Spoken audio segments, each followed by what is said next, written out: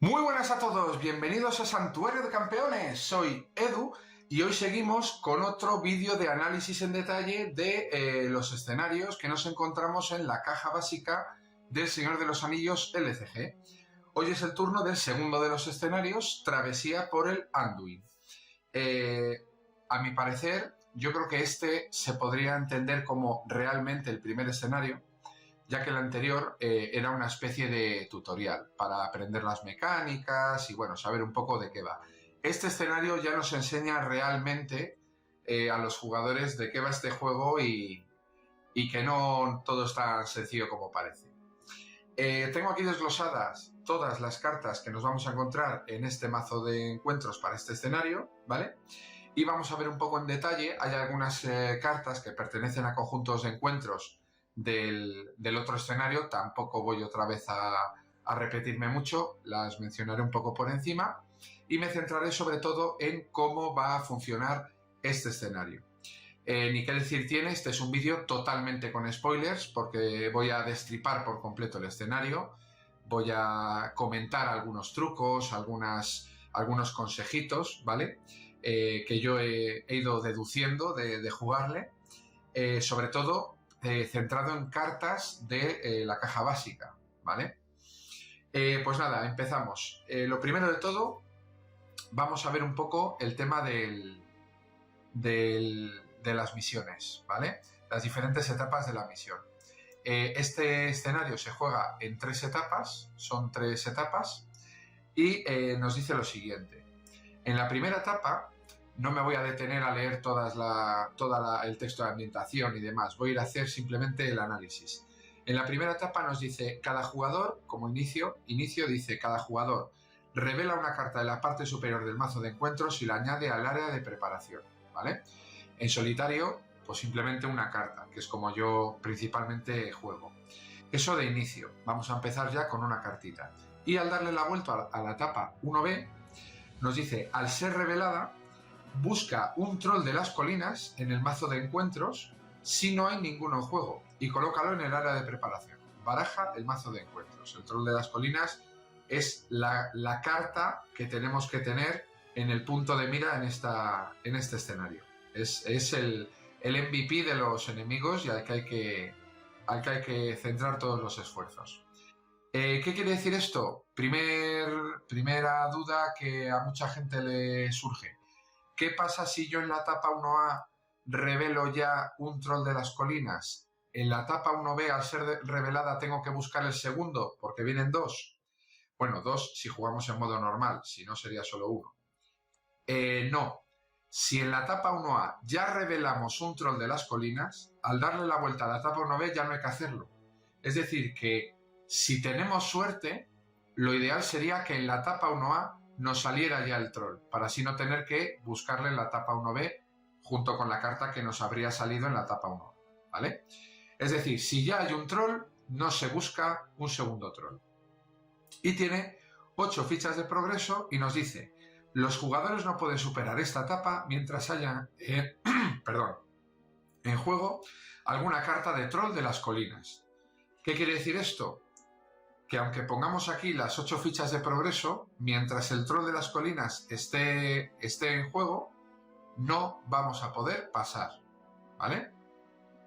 Luego lo vamos a ver en detalle. Eso a la etapa 1 en general. Respecto a la etapa 2, en la etapa 2A no tiene ninguna regla especial, simplemente es un texto de ambientación, y en la etapa 2B nos marca 16 fichas de progreso y ojo, porque dice, revela una carta adicional de mazo de encuentros en cada fase de misión, es decir, que en el modo solitario, en vez de una, sacaremos de 2 en 2, ¿vale? No se realizan comprobaciones de enfrentamiento durante la fase de encuentros, es decir, no se nos van a enfrentar los enemigos, pero cada jugador podrá enfrentarse a un enemigo de forma opcional en cada fase de encuentros. Es decir, que lo que busca esta etapa es que se nos empieza a llenar el área de preparación de enemigos, pero que no se nos enfrenten, que podamos irnos enfrentando a ellos de uno en uno. Y tiene 16 fichas de progreso. Y cuando pasamos a la tercera etapa, De nuevo, un texto de ambientación en la etapa 3A. Tiene 0 fichas de progreso y nos dice: al ser revelada, revela 2 cartas de encuentro por cada jugador y añádelas al área de preparación, otras 2 que se nos van.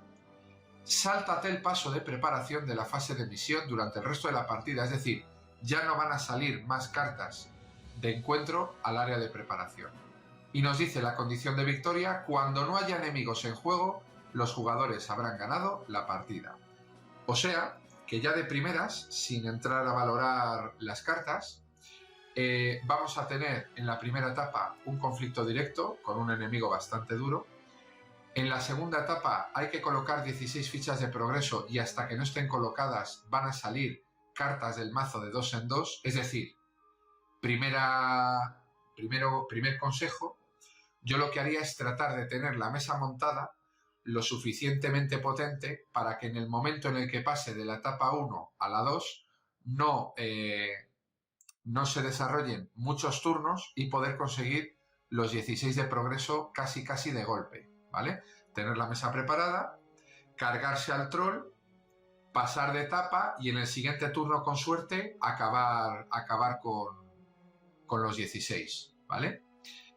Para así no dar tiempo al mazo de encuentros a que se nos llene mucho el área de preparación y en la etapa 3, al revelar 2 cartas, mucha mala suerte sería que todas fueran de enemigo, tener entre 2 y 3 enemigos en juego y poder acabar con ellos de manera tranquila, ya sin preocuparse por el mazo de encuentros, ¿vale? Bueno, este sería un poco el análisis rápido de lo que sería la misión. Y ahora ya vamos a centrarnos en el mazo de encuentros. Mirad, en este escenario vamos a tener 47 cartas de encuentro, ¿vale? De las cuales traición son 14, lugar son 13 y enemigos son 20. Lo que supone los siguientes porcentajes. El 30% del mazo va a ser traición, el 28%, un poquitito menos, va a ser lugar, y el 43%, perdón, 42 sería más bien, por ciento, va a ser enemigos. Es decir, casi la mitad del mazo de encuentros son enemigos. Esto, sumado a las condiciones de la misión, nos deja claro que se trata de un escenario, de una misión totalmente de combate, ¿vale? Eso lo tenemos que tener en cuenta. Vamos a tener que combatir y aguantar los golpes de los enemigos. ¿Qué más cositas? Mirad, respecto a las cartas que tengan iconos de amenaza, en el mazo hay 33, ¿vale? Lo que supone un 70%. De cara a tenerlo en cuenta cada vez que robemos cartas de encuentro, sobre todo en la etapa 2, que van de 2 en 2, en el modo solitario. El total de puntos de amenaza que hay en todas las cartas suma 68, lo cual, si hacemos la media, nos daría unos 2,062 puntos de amenaza por cada carta, ¿vale? Tenerlo en cuenta de cara a ir a la fase de misión, hacer una media de 2 puntos de amenaza por carta. ¿Qué más? Fichas de progreso. En todos los lugares hay un total de 37, lo cual hace media de 2,84, casi 3 fichas de progreso por lugar. Todos los lugares tienen una media de cerca de 3 fichas de progreso por lugar, ¿vale? Y la misión, ya os lo he adelantado, la misión tiene un total de 24 fichas de progreso. Las 16 de la etapa 2 y las 8 de la etapa 1. En la etapa 0 no hay fichas de progreso, ¿vale? Y respecto al combate, que es lo más importante en este escenario, los puntos de ataque de todos los enemigos suma un total de 52, lo cual hace una media de 2,6 puntos de ataque por enemigo. Los enemigos nos van a pegar entre 2 y 3. Esto va a ser importante más adelante. Entre 2 y 3 de ataque medio. Defensa tienen 17 puntos de defensa, lo cual hace una media de 0,85, es decir, más o menos de un puntito de defensa medio. Es decir, que los enemigos de media van a tener entre 2 y 3 puntos de ataque y un punto de defensa en general. Y nos quedarían los puntos de impacto, que suma un total de 74, lo cual hace una media de 3,7 puntos de impacto. Y ojo, porque esto se podría redondear a 4. Es decir, que los enemigos de media, vais a ver que hay enemigos muy flojitos, pero hay enemigos muy fuertes. Los enemigos de media van a pegarnos de entre 2 y 3, ¿vale? Van a tener 1 de defensa y van a tener cerca de 4 puntos de impacto. Es decir, va a ser una media de enemigos resistentes, ¿vale? Van a ser una media de enemigos resistentes. Y por último, la cantidad de cartas que tienen el efecto de sombra, ¿vale? Son 18 en total, lo cual es un 38% del mazo, ¿vale? Un poco más de la tercera parte del mazo tiene efecto de sombra. También tenerlo en cuenta en la fase de combate. Vale, pues analizado un poco los números, así a grosso modo, hemos sacado esas conclusiones. La primera conclusión es que se trata de una media de enemigos potente, con una vida medianamente buena, ¿vale? Vamos a tener que atacarles bien para matarles. Segundo, vamos a tener que aguantar golpes entre 2 y 3, es decir, nos interesa tener algo de defensa curiosa, ¿vale? Tercero, respecto a la fase de todo lo relacionado con el progreso, en función de la media de progreso de los lugares y las cartas de sombra que nos va a salir, podríamos sacar la conclusión de ir a la misión con mínimo 4 de voluntad por ronda, ¿vale? Para garantizarnos ir avanzando algo en los lugares activos o en la misión, ¿vale? Y eso es un poco, a grosso modo, los números muy simplificados de lo que sería esta misión, ¿vale? Tenerlo en cuenta eso a la hora de preparar el mazo. Bien, y ahora ya voy a ver un poco en detalle las cartas de una por una de este escenario. Empezamos por los lugares, ¿vale? Son 6 lugares con varias copias cada uno. Todos tienen 2 copias, salvo el último, los Campos Gladios, que tiene 3. Y empezamos por el primero. El primero se llama Ribera del Anduin. Tiene 1 de sombra y 3 de progreso. Y nos dice, bueno, rasgo Tierra de Ríos. Obligado.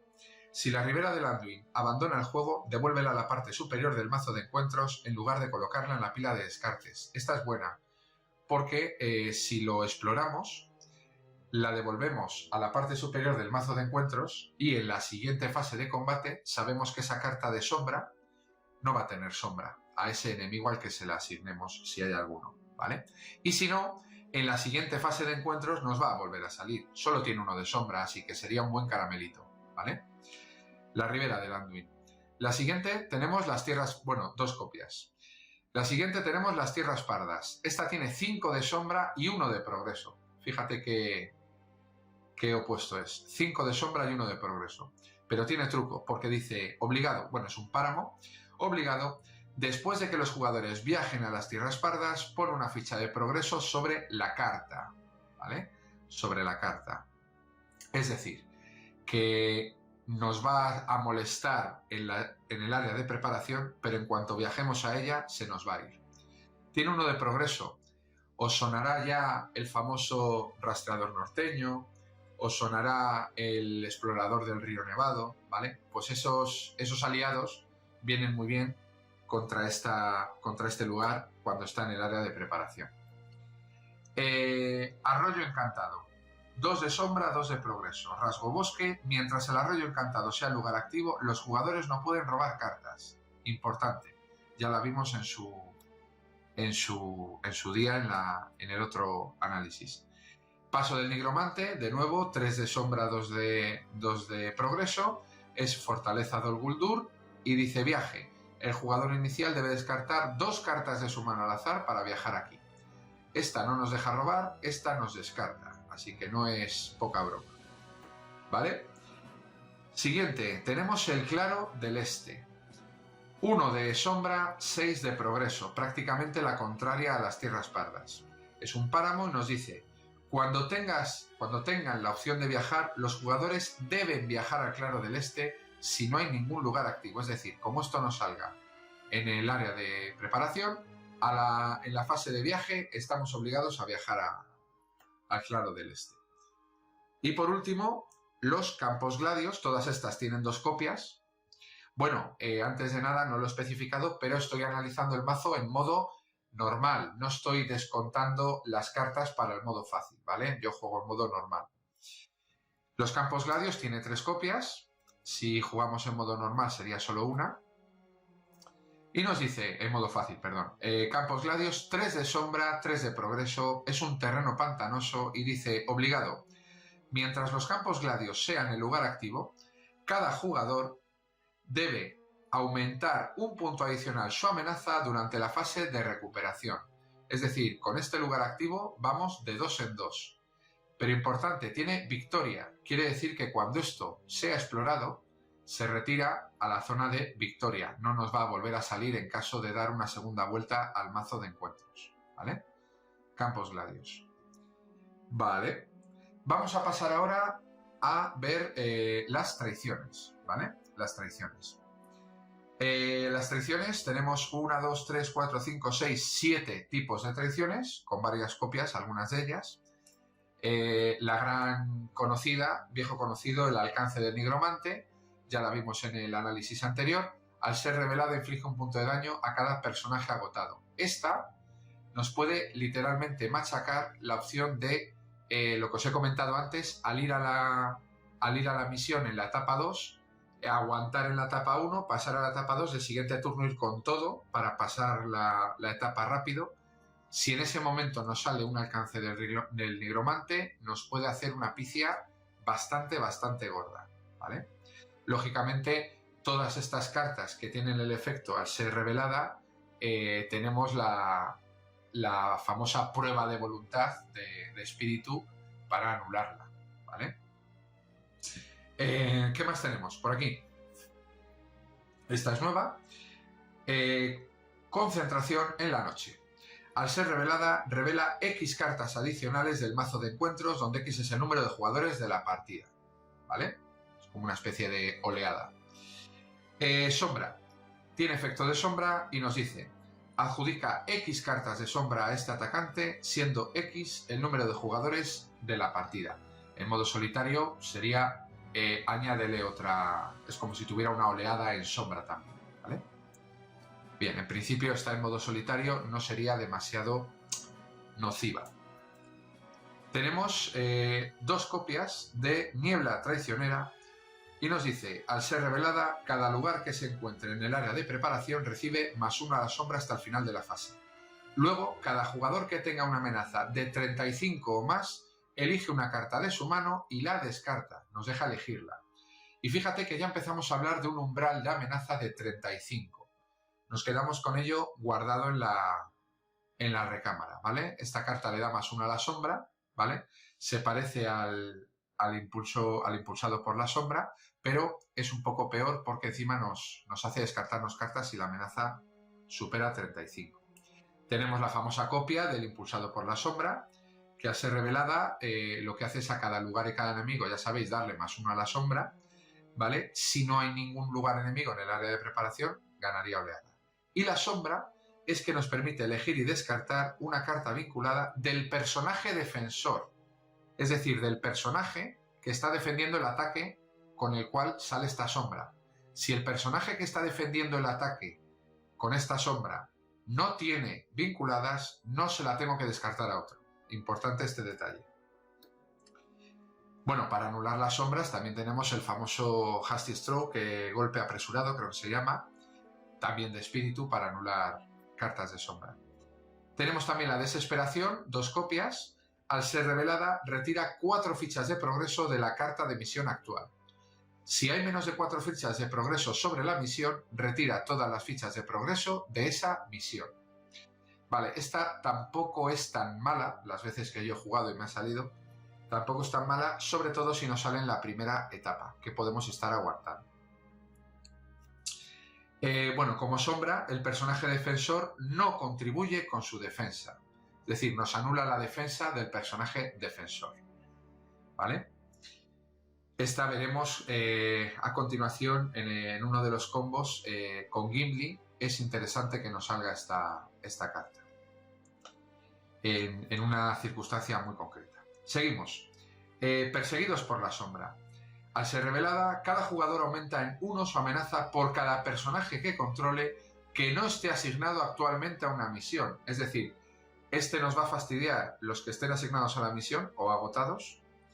Este nos va a fastidiar a los que no estén asignados a la misión. Es decir, que en principio estén preparados, aunque pueden estar agotados de antes y no asignados a la misión. Estoy pensando, por ejemplo, en Gleowin o en Genamath Canto Fluvial o incluso la hija de Nimrodel, que les podemos agotar para hacer su acción. Vale. Como sombra, el jugador defensor elige un aliado controlado que controle y lo devuelve, un aliado agotado que controle y lo devuelve a la mano de su propietario. Nos devuelve un aliado agotado a la mano. Si no controla ningún aliado, aumenta en 3 su amenaza. Aumenta en 3 su amenaza. ¿Vale? Y la última de las traiciones es la tormenta maligna. Y nos dice lo siguiente, viene 3 copias y dice: al ser revelada, inflige un punto de daño a cada personaje controlado por cada jugador que tenga una amenaza de 35 o superior. Esta es, para mí, la peor o de las peores cartas de traición de este mazo. Como tengamos 35 de amenaza o superior y nos salga esta carta, nos mete un punto de daño a todos los personajes. Aquí es los que están agotados, pero es que aquí es a todos, estén o no estén. Es decir, la hija de Nimrodel nos va a palmar, el explorador del río Nevado nos va a palmar, Genamath Canto Fluvial nos va a palmar, ¿vale? Esta es una gran putada de carta y de hecho en modo fácil vienen solo 2 copias, ¿vale? Así que esta carta que nos pone el umbral de 35 superior, vinculada junto con la niebla traicionera, que también nos habla de 35 superior, ya nos está dando pistas que en este escenario no es muy conveniente tener una amenaza superior o igual a 35, ¿vale? 35 no deberíamos, porque estas cartas empiezan a tener efecto y no mola, porque si no tenemos 35, revelar esta carta es un regalito, porque no la podemos efectuar su habilidad y nos ha salido gratis, pero como tengamos 35 o más, nos vamos a acordar de la amenaza. Vale, y por último, ya voy a hablar de los enemigos, que es el grueso de este conjunto de encuentros para esta misión, ¿vale?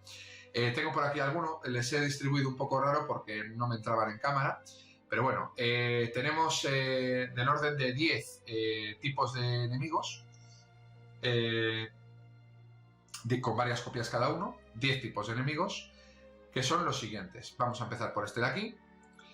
Jinete de lobo, 10 de enfrentamiento, se nos va a enfrentar casi, siempre, con 3 héroes siempre. 1 de sombra, no es mucho, 2 de ataque, vale, 0 de defensa, está guay, 2 puntos de impacto, al principio nada raro, pero ojo, tiene oleada. Es decir, que este viene con colegas o lugares o traiciones. Es decir que, bueno, pues él de por sí no es excesivamente peligroso, de hecho es bastante normalito, pero el efecto es que nos trae compañía. Ese es el jinete de lobo. Tenemos también estos de aquí, que tenemos 3 copias, son trasgos de las montañas nubladas. 15 de coste de enfrentamiento, es decir, también nos les vamos a enfrentar casi de fijo. 2 de sombra, un poquitito más que el anterior, 2 de ataque, exactamente igual que el anterior, 1 de defensa, un poquitito más, y 3 puntos de impacto. Es trasgos de las montañas nubladas y es un trasgo orco. Este también era trasgo orco. Obligado, después de que los trasgos de las montañas nubladas ataquen, retira una ficha de progreso de la misión actual. Es decir, que cada vez que estos tíos atacan, nos van a quitar progreso de la misión actual. Sombra, retira una ficha de progreso de la carta de misión actual. 3 fichas de progreso si este ataque no tiene defensores, ¿vale? Es decir, que esta carta, tanto en sombra como en enemigo, nos va a quitar fichas de progreso de la misión actual, ¿vale? Misión actual o, si no hay ninguna, entiendo yo que lugar activo, ¿vale? Igual que el efecto de Legolas, pero a la contra. Vale. Orco. Vamos a pasar a esta criatura tan maravillosa que es la víbora del pantano. Tiene 40 de enfrentamiento, es decir, en principio tardaríamos en enfrentarnos a ella. 3 de sombra, 4 de ataque y 1 de defensa, no está nada mal, y 7 puntos de impacto. Este es un enemigo duro. Es una criatura y nos dice, obligado, cada vez que la víbora del pantano te ataque, aumenta en 1 tu amenaza. Por cada ataque, 1 más, 1 más, 1 más. Cuidado. Tiene victoria 3, por lo tanto, si la matamos, se iría a la zona de victoria y ya no volvería. Este es un enemigo bastante tocho que, como combe con alguno de los que vamos a ver a continuación, pues se nos puede poner la partida directamente de recoge y vuelve a empezar. Vale, 40 de coste de enfrentamiento. Seguimos por aquí, nuestros queridos amigos los orcos de Dol Guldur, que de por sí no son muy allá, pero como sombra, pues bueno. Mirad, 10 de enfrentamiento, 2 de sombra, 2 de ataque, 0 de defensa, 3 de vida, ¿vale? Son rasgo Dol Guldur orco. Al ser revelada, el jugador inicial elige un personaje que esté asignado a la misión y le mete 2 puntos de daño. Ojo, cuidado con ir solo a la misión con un personaje, porque como nos salga esta carta desde el mazo de encuentros, nos le va a meter 2 daños y puede que palme, ¿vale? Importante tener al menos un recurso de espíritu disponible y una prueba de voluntad en la mano para anularlo si nos sale este efecto al ser revelado. Y como sombra, el enemigo atacante recibiría +1 al ataque o +3 si no tiene defensores.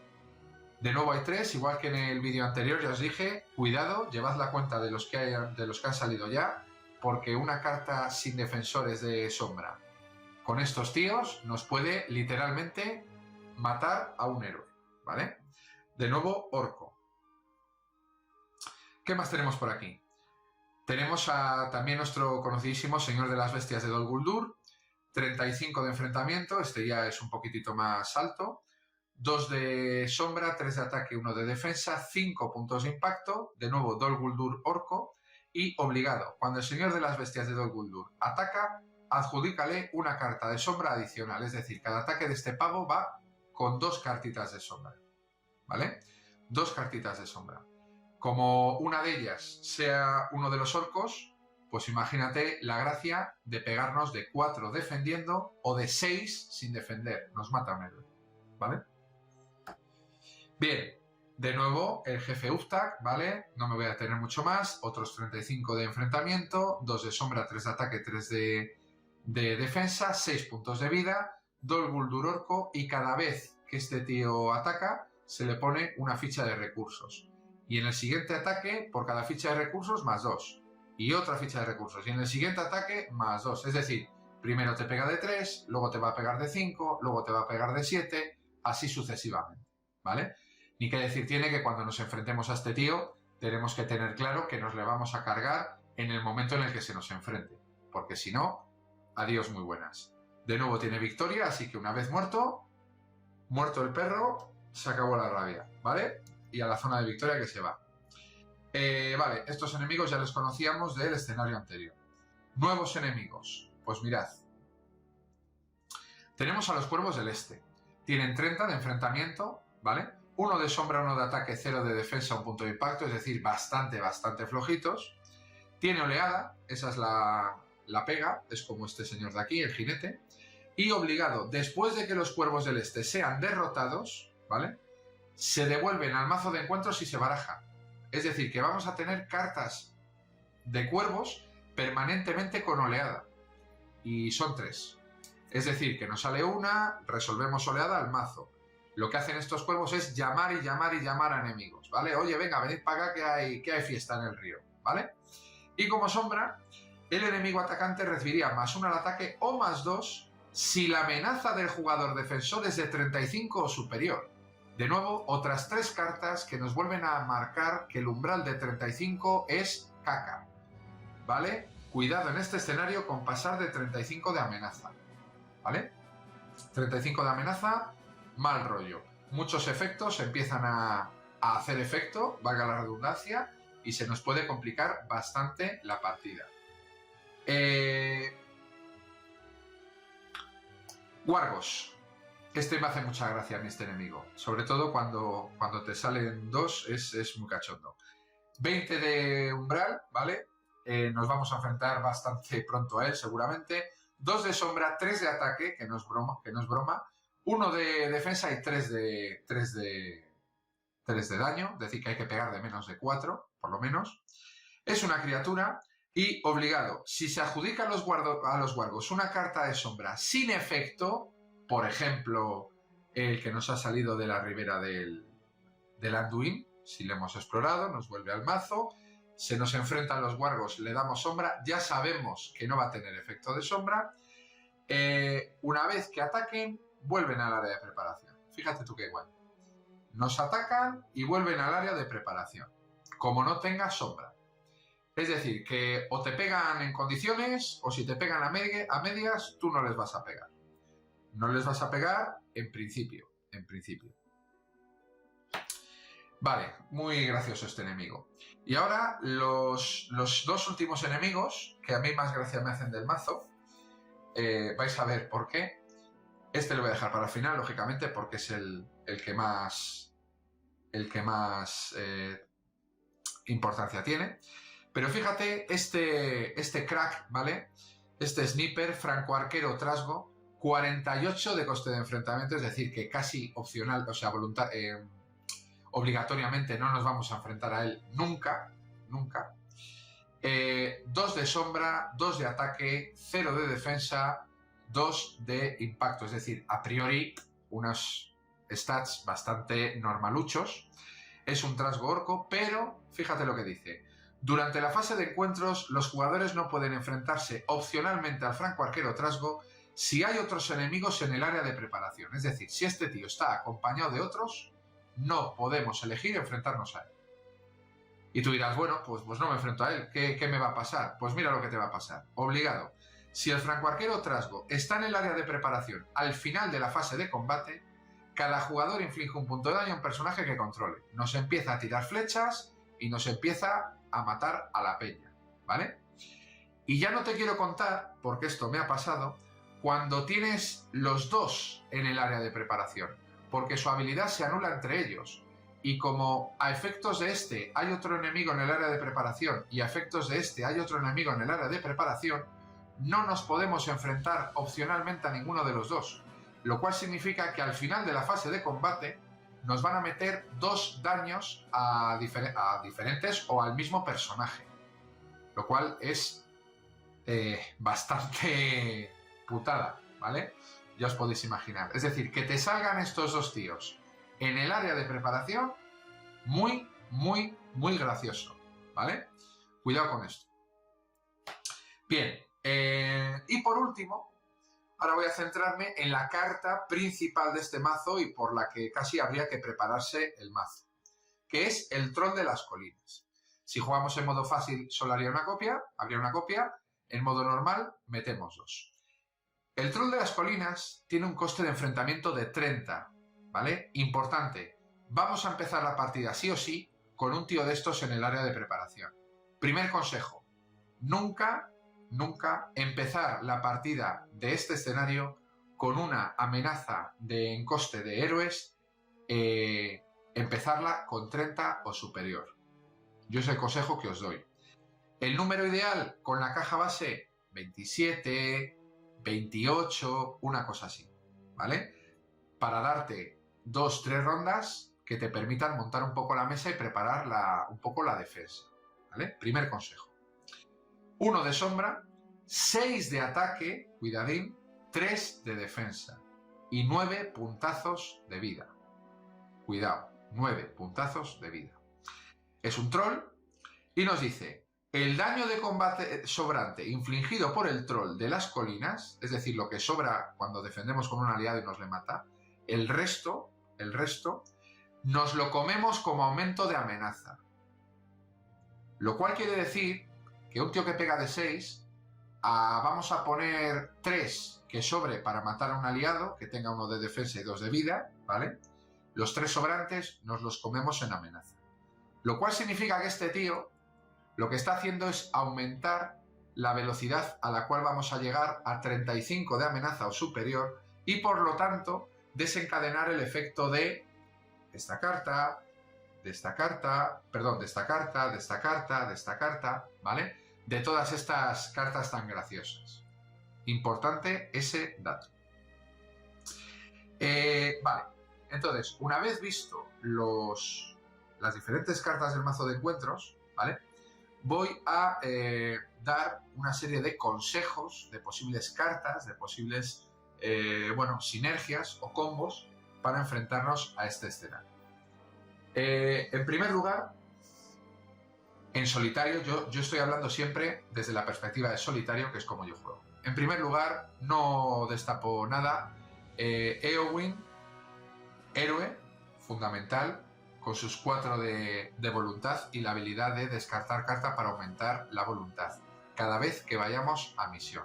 Importante este héroe para poder avanzar. Además, es de la esfera espíritu, que ya hemos visto que hay cartas como golpe apresurado o como una prueba de voluntad que nos van a venir muy bien para anular y controlar tanto las cartas de sombra como las cartas de traición o de enemigo al ser revelado, ¿vale?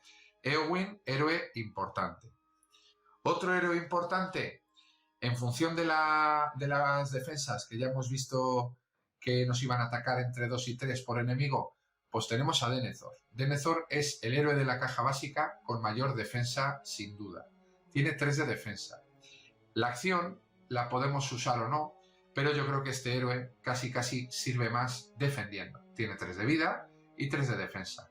Con lo cual estaríamos hablando que casi pararía todos los ataques de prácticamente el total de enemigos. Lógicamente no estoy metiendo ni a la víbora ni a los troles, pero bueno, sería un buen muro, ¿vale? Un buen muro. También de la esfera saber, Y ahora, para lidiar con el troll de las colinas. Mirad, para lidiar con el troll de las colinas, yo solo he descubierto 3 formas. Hablo siempre con la caja básica. 3 formas. La opción número uno sería esta. Jugar con Gimli más la coraza de la ciudadela más el hacha de lana. ¿Qué quiere decir esto? Gimli, por su propia habilidad, cada daño que reciba, recibe +1 al ataque y tiene 5 puntos de daño. La armadura de la ciudadela le da +4 puntos de impacto a un héroe, es decir, que estaríamos hablando que le podemos poner en 9. Y el hacha enana le da +1 al ataque o +2 si es un héroe enano, que lo es. El truco sería el siguiente. El troll me pega. Vamos a suponer que no tengo colocada la coraza. Yo defendería, me pega de 6, contra 2 son 4. Si rezamos para que no tenga ningún efecto de sombra malo, nos deja a 4. 4 más 2, ya pegaríamos de 6 el siguiente turno, ¿vale? Si podemos conseguir sacar pronto la coraza de la ciudadela, la vida de Gimli se iría a 9, ¿vale? Si logramos que se quede a 7, 8 de daño, más el hacha enana que le da 2 más, estaríamos hablando de, vamos a poner un ejemplo de 7 de daño, más 2 por el hacha serían 9, más 2 por su propia habilidad básica serían 11, ¿vale? Es decir, prácticamente Gimli, de un golpe, con estas 3 cartas y heridas, podría cargarse al troll, ¿vale? Es una táctica muy agresiva, bueno, de hecho es táctica, ¿vale? Es agresivo y tendríamos que recibir bastante daño. Nos tiene que salir bien la combinación de colocarle la coraza, aguantar un golpe gordo, no defender, comérnoslo en daño, todo ese daño nos lo va a aumentar en el ataque y con el hacha nana pegarle de 2 más y casi matarle, ¿vale? Esta sería la combinación, vamos a decir, agresiva para acabar con el troll. Otra combinación, pues otra combinación sería la famosa trampa del bosque. La trampa del bosque nos permite vincular la carta a un enemigo enfrentado con un jugador y el enemigo vinculado no puede atacar. Claro, ¿cuál es la pega de esta carta? La pega de esta carta es que para jugarla tengo que estar enfrentado al enemigo. Es decir, que de primeras me tengo que enfrentar a él, va a atacar y en la siguiente ronda, durante la fase de planificación, se la puedo poner vinculada, porque es una carta vinculada. Pero quiere decir que un ataque me voy a comer. Un ataque me voy a comer sí o sí. Para ello, tenemos esta cartita de aliado tan maja, que es el hijo de Arnor, de liderazgo, que nos dice, respuesta, después de que el hijo de Arnor entre en juego, elige una carta de enemigo del área de preparación o que esté enfrentada actualmente a otro jugador y enfréntate a ese enemigo.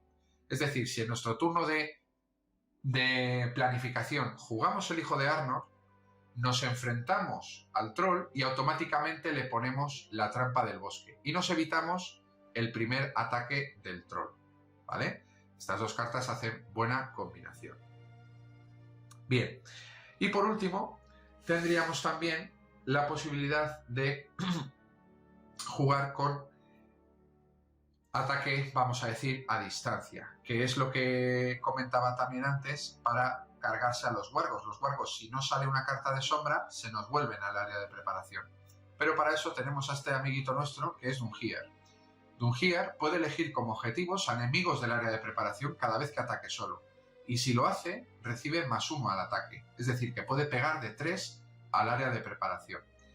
Para un wargo está guay porque le vamos matando sin problemas. Contra el troll no tiene mucho sentido porque pegaríamos de 3 y el troll tiene 3 de defensa. Para eso podríamos colocarle el hacha nana. El hacha nana le va a dar +1 porque no es un enano, le daría +1 y cada turno podríamos ir dándole un daño, dándole un daño, dándole un daño. Claro, me diréis, hombre, si voy cada turno de daño en daño hasta 9, lógicamente voy a ir aumentando la amenaza, se me va a enfrentar a mí, evidentemente. Por lo tanto, otra carta fundamental con esta estrategia es el saludo de los Galadrim. Reducir de 6 en 6 la amenaza del jugador y cuando nos vayamos acercando a 30, jugar saludo de los Galadrim, bajamos otra vez y Dungir cada turno un dañito, un dañito, un dañito, un dañito, hasta que nos carguemos al troll sin llegar a enfrentarnos a él, ¿vale? Es decir, estas son las estrategias que yo al menos he detectado con las cartas de la caja básica para acabar con el troll de las colinas, más o menos de manera curiosa, ¿vale? En fin, esto yo creo que es un poco el análisis. Ya habéis visto tema de las cartas y tal. Bueno, ni qué decir tiene que Dungir también para el francoarquero nos viene fenomenal, porque Dungir se cargaría al francoarquero en el área de preparación. Así que la estrategia de Dungir no solo nos vale para el troll, aunque sea muy lenta, nos va a servir para el francoarquero, nos va a servir para los wargos, etcétera, etcétera, etcétera. ¿Vale? Para todos los que tengan amenaza alta. El jefe Uftag, el señor de las bestias, etcétera. ¿Vale? La víbora además tiene poquita defensa, es decir, podemos irla matando tranquilamente. Entonces, eso sería un poco el resumen. Dungir a distancia con el hacha enana y saludo de los Galadrim o Gandalf para ir bajando amenaza. Aguantar el golpe con Denethor podría ser una opción. Ir a misión siempre con Eowyn, el famoso explorador del río Nevado, rastreador norteño, para ir quitando progreso aquí y evitar el bloqueo por lugares, ¿vale? Quitarnos las famosas tierras pardas por 1 de progreso con estos personajes. El combo de Hijo de Arnor más la trampa, ¿vale? Para ayudarnos a enfrentar al enemigo sin tener que comernos su ataque. Y la más burra, que es la de Gimli más la coraza más el hacha nana, ¿vale? Es aguanto todo el daño que pueda y luego reviento. En fin, lógicamente ni qué decir tiene que una vez hecha esta estrategia tendríamos que tener algo para curarnos, una hija de Nimrodel o cualquier otra carta que nos permite recuperar puntos de impacto de Gimli, porque si no estaría ya muy tocado en la primera etapa de la partida, ¿vale? En fin, esto ha sido un poco el análisis, ¿vale? Ojo con el troll, ojo con la amenaza de 35 superior, ¿vale? Y, bueno, pues un escenario muy, muy complejo que se puede atragantar, ¿vale? Se puede atragantar al principio a los jugadores más inexpertos, pero muy entretenido, muy divertido y es realmente el primer escenario que te pone, digamos, las cosas claras de lo que va este juego. En fin, esto es un poco a grandes rasgos el análisis que os he hecho, teniendo un poco en cuenta a la hora de crear un mazo y, bueno, y saber qué cartas meter, qué cartas no meter. Espero que os haya gustado el vídeo. Disculpad si me ha quedado un poquitito largo, pero bueno, yo creo que ha quedado claro, o al menos esa ha sido mi intención. Dadle un like y suscribíos para que esto suba y suba y crezca y crezca. Muchas gracias por el apoyo que me dais y nos vemos en el próximo vídeo. ¡Hasta pronto, campeones!